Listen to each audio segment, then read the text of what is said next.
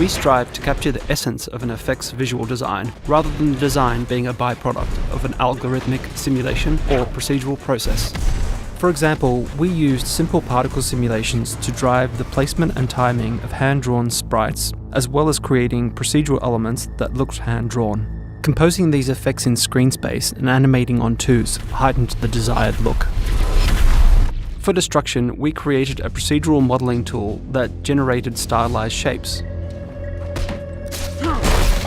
We then relied on Bullet or DMM for dynamic simulations.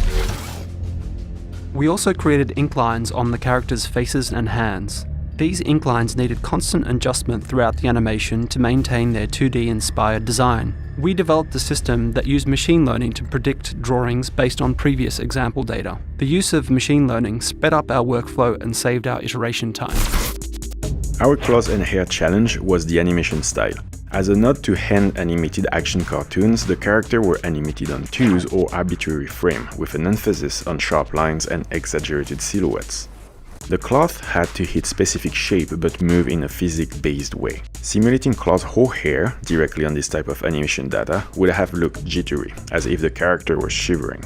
We had to develop a way to procedurally generate in-betweens, like in traditional animation, to create smooth data required for simulations.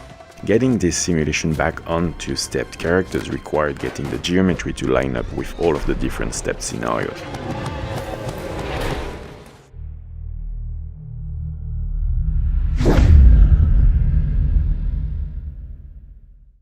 Hey there, here's today's Daily Fact. Now, the matrix code comes from sushi. That's right.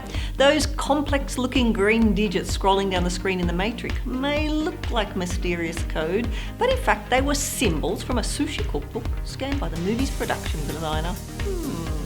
Now click here below to subscribe for more great content, or on the side for another video.